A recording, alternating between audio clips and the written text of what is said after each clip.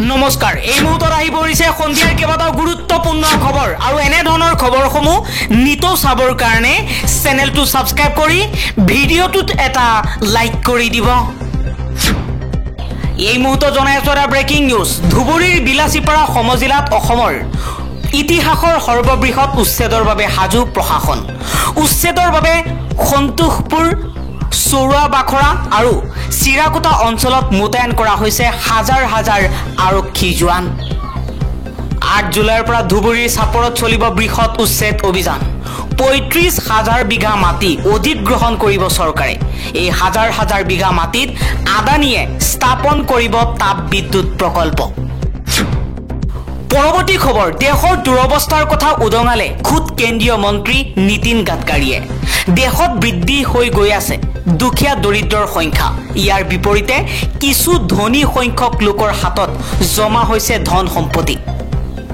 প্ৰধানমন্ত্ৰী নৰেন্দ্ৰ মোদীয়ে টকা সলনি কৰিছিল যাতে ধনী দুখীয়া সকলো সমান হয়, কিন্তু তাৰ বিপৰীতে দেশখনত দৰিদ্ৰ ধনী দুখীয়া মানুহৰ মাজত এতিয়া পাৰ্থক্য বৃদ্ধি পাবলৈ ধৰিছে। আন এটা খবৰ, 16 জুলাইত অসমলৈ আহিব ৰাহুল গান্ধী আৰু মল্লিকাৰ্জুন খাৰ্গে। 6 গাঁৱত কংগ্ৰেছৰ কৰ্মী সভাত অংশ ল'ব কংগ্ৰেছৰ 2 শীৰ্ষ নেতাই। পৰৱৰ্তী খবৰ, বাংলাদেশী খেদিবলৈ অসমীয়াই জীৱন দিছিল, এতিয়া কঠীয়া কেইডাল কিয় দিব নোৱাৰিব? গুণগুণ চেতিয়াৰ কঠীয়াতলিত বুলডোজাৰ চলা প্ৰসংগত মুখ্যমন্ত্ৰী হিমন্ত বিশ্ব শৰ্মাৰ এই ডাঙৰ মন্তব্য। ৩৫০ জন বাংলাদেশী খেদিবলৈ যাওঁতে আমাৰ ঘৰত খুন্দা লাগিলে সহ্য কৰিব লাগিব। আন এটা খবৰ, দল কাৰো ব্যক্তিগত সম্পত্তি নহয়। বিজেপিত এতিয়া চলি আছে এক ৰাজনৈতিক ষড়যন্ত্ৰ। বিজেপি দল কাৰো ব্যক্তিগত সম্পত্তি নহয় বুলি সৰব হৈ পৰিছে প্ৰাক্তন কেন্দ্ৰীয় মন্ত্ৰী ৰাজেন গোহাঁই। ৰাজেন গোহাঁয়ে কৈছে, বিজেপিত এতিয়া যি চলি আছে সেয়া আশা কৰা নাছিল। বিজেপি এনে সমস্যাৰ সন্মুখীন হ'বলগীয়া নহলহেঁতেন। এতিয়া দলটোৱে তল খাপৰ সমালোচনাৰ সন্মুখীন হ'বলগীয়া হৈছে। বিস্ফোৰক মন্তব্য কৰিছে বিজেপিৰ জ্যেষ্ঠ নেতা ৰাজেন গোহাঁই। ৰাজেন গোহাঁয়ে কৈছে, বৰ্তমান বিজেপিত একাংশ কংগ্ৰেছ নেতা আহি ভৰি পৰিছে আৰু পুৰণি বিজেপি যিসকলে বিজেপিৰ সৃষ্টি কৰিছে, যিসকলে আজিৰ এই বিজেপিক শক্তিশালী কৰিছে, সেই বিজেপি নেতাবোৰক কংগ্ৰেছী কিছুমান নেতাই আজি তেওঁলোকক তুচ্ছ তাচ্ছিল্য কৰি আছে। নতুন বিজেপি দলত যোগদান কৰি এতিয়া পুৰণি নেতাসকলক আওকাণ কৰা পৰিলক্ষিত হৈছে। আন এটা খবৰ, গাজাত পুনৰ ভয়ংকৰ আক্ৰমণ চলাইছে ইজৰাইলে।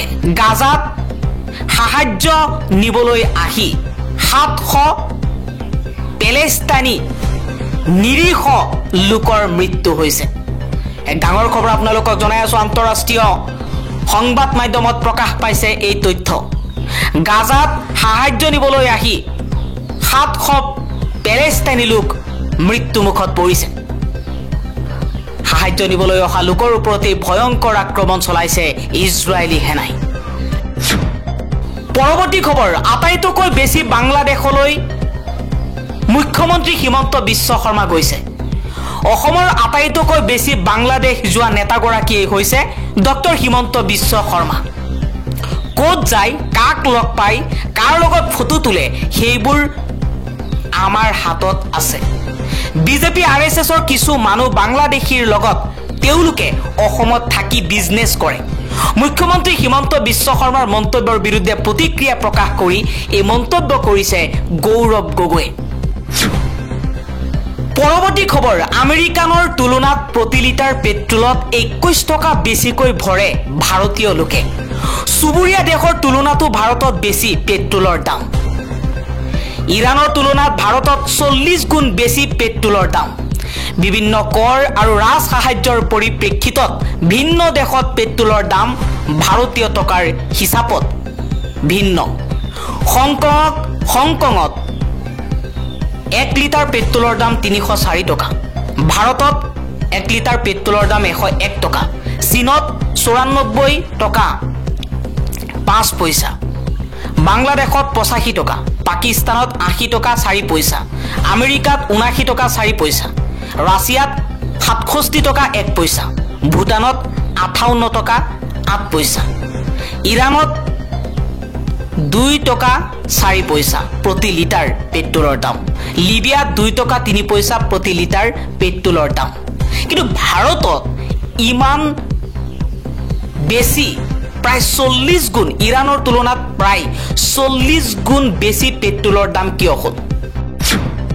পৰৱৰ্তী খবৰ, শংকৰ আজানৰ অসমখনত একাংশই এতিয়া ভেদাভেদ আনিব বিচাৰিছে। সমাজ বিভাজন কৰিব বিচৰাসকলে শীঘ্ৰেই ভুগিব তাৰ প্ৰতিফল। বিজেপিক প্ৰত্যাহ্বান জনাইছে কংগ্ৰেছ বিধায়ক ৰেকিবুদ্দিন আহমেদে। ৰেকিবুদ্দিন আহমেদে কৈছে বিজেপিৰ শাসনকালত হিন্দু মুছলমানৰ বিভাজন বেছিকৈ বৃদ্ধি পাইছে।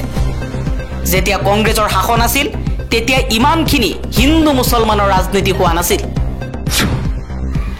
পৰৱৰ্তী খবৰ, প্ৰতিদিনে নিশা 9 বজাৰ পৰা 9:30 বন্ধ ৰাখক আপোনাৰ মোবাইল ফোন। ইজৰাইলৰ বিৰুদ্ধে ডিজিটেল প্ৰতিবাদৰ অংশ হিচাপে এই আহ্বান CPIMৰ। এই সময়ছোৱাত সামাজিক মাধ্যমত লাইক, কমেণ্ট বা পোষ্ট নকৰিবলৈও আহ্বান জনাইছে দলটোৱে। গাজাৰ বাবে মৌনতা শীৰ্ষক বিশ্বজোৰা অভিযানৰ অংশ হিচাপে ইজৰাইলৰ দ্বাৰা সংঘটিত নৃশংস গণহত্যাৰ বিৰোধিতাৰে এই প্ৰতিবাদ সাব্যস্ত কৰিছে CPIMে।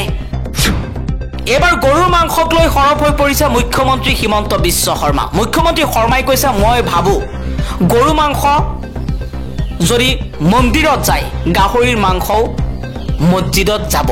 এই কামটো বন্ধ হ'ব লাগে অসমত। আমাক গৰুৰ মাংসও নালাগে, গাহৰিৰ মাংসও নালাগে। অসমখন শান্তি আৰু প্ৰগতিৰ এটা মহাস্থান হৈ থাকিব লাগে। ৰুক্মিণী গাঁৱৰ ভগদত্ত 2 নম্বৰ উৰণ হেতু মুকলি কৰি মুখ্যমন্ত্ৰী হিমন্ত বিশ্ব শৰ্মাই এই মন্তব্য কৰিছে। আন এটা খবৰ, উচ্ছেদক লৈ কংগ্ৰেছ দলে ৰাজনীতি কৰিছে। কৰিমগঞ্জৰ কাছাৰ ধুবুৰীৰ মানুহ গৈ লখিমপুৰত বহিছে। আমি লখিমপুৰৰ মানুহৰ অস্তিত্ব, ৰাজনৈতিক স্বতন্ত্ৰতা ৰাখিবলৈ উচ্ছেদ কৰিছোঁ। কোনো গুণগুণ চেতিয়াক উচ্ছেদ কৰা নাই। লখিমপুৰৰ উচ্ছেদক লৈ এই মন্তব্য কৰিছে মুখ্যমন্ত্ৰী হিমন্ত বিশ্ব শৰ্মাই। বাংলাদেশী খেদিবলৈ যাওঁতে অসমীয়া মানুহক ঘৰৰ অলপ ক্ষতি সহ্য নকৰিম নেকি বুলিও প্ৰশ্ন কৰিছে হিমন্ত বিশ্ব শৰ্মাই। বাংলাদেশী খেদিবলৈ গ'লে অলপ অসমীয়া মানুহৰো ক্ষতি হ'ব, সেইখিনি সহ্য কৰিব লাগিব বুলি মন্তব্য কৰিছে হিমন্ত বিশ্ব শৰ্মাই। আন এটা খবৰ, কংগ্ৰেছৰ লগত মিত্ৰতা অসম্ভৱ। 2026 চনত আমি অকলেই যুঁজিম। এইবাৰ কংগ্ৰেছৰ বিৰুদ্ধে সৰব হৈ এই মন্তব্য কৰিছে আম আদমি পাৰ্টিয়ে। দেশৰ তথাকথিত পৰম্পৰাগত ৰাজনৈতিক ব্যৱস্থাৰে বান্ধ খাই থকা কংগ্ৰেছ আৰু বিজেপিৰে আমাৰ মিত্ৰতা সম্ভৱ নহয়। এই দুয়োটা দল এটা মুদ্ৰাৰ দুটা পিঠি। অহা 2026 চনৰ অসম বিধানসভা নিৰ্বাচনত আমি 126টা সমষ্টিত অকলেই অৱতীৰ্ণ হ'ম। এই বক্তব্য আম আদমি পাৰ্টি অসমৰ ৰাজ্যিক সাধাৰণ সম্পাদক ৰাজীৱ শইকীয়াৰ। এক বিবৃতিত আপৰ ৰাজ্যিক সম্পাদক জনে ক্ষোভ ব্যক্ত কৰি কৈছে, কংগ্ৰেছে ভাৰতবৰ্ষত দুৰ্নীতি, ভ্ৰষ্টাচাৰ, শোষণ, অত্যাচাৰ, উৎপীড়ন, ভুৱা প্ৰতিশ্ৰুতি আদিৰ দুৱাৰ মুকলি কৰি ইয়াৰ বীজ ৰোপণ কৰিলে আৰু বিজেপিয়ে কংগ্ৰেছৰ এই গৰ্হিত কামবোৰক স্বীকৃতি দি সুদৃঢ় কৰিলে। ইয়াই হৈছে বৰ্তমানৰ প্ৰচলিত অৰ্থাৎ পৰম্পৰাগত ৰাজনৈতিক ব্যৱস্থা।